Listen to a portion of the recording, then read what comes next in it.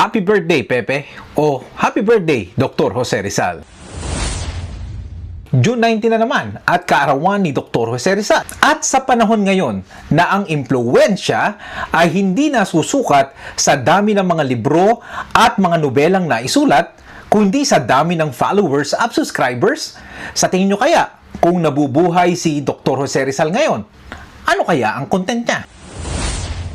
Marahil hindi siya susulat ng Noli Me Tangere. Baka ang title nito sa YouTube ay Exposing the System. Gone wrong. Noli Me Tangere full documentary. Ang El Filibusterismo naman ay baka naging revenge vlog. Sino ang may kasalanan sa pagbagsak ng bayan? Noon, ang mga praile ang madalas niyang i-call out. Kung ngayon, baka kasama na niya sa content niya ang mga fake news peddlers, troll farm operators, political influencer, AI-generated historian, o ang mga makabagong Gwardiya Sibil na kung tawagin ay keyboard revolutionary na nakikipaglaban na ang sandata ay ang keyboard na may caps lock. Sa panahon ni Rizal, ang kalaban niya ay sensura. Sa panahon natin, ang kalaban minsan ay ang comment section. Noon, kailangan mong maglayag sa Europa para makapag-aral. Ngayon, sapat na ang 30 minuto sa TikTok para ikaw ay maging isang historian. Noon, may mga Gwardiya Sibil.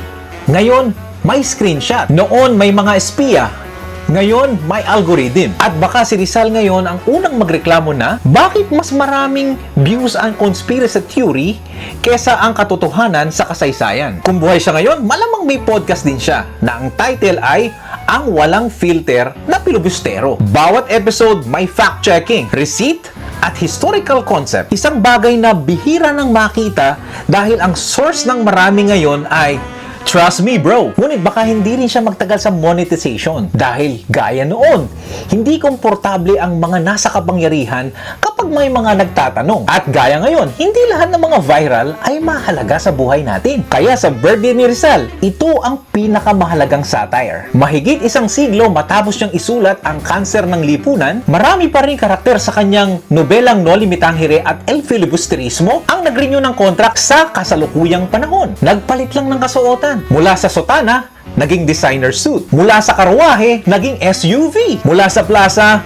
naging social media. Pero ang palabas, rerun pa rin. Habang abala tayong lahat na naghahanap ng mga viral trends, hindi nyo ba naisip na baka tahimik na nagtatanong si Jose Rizal sa kabilang timeline? Ilang followers kaya ang kailangan para maging makabayan?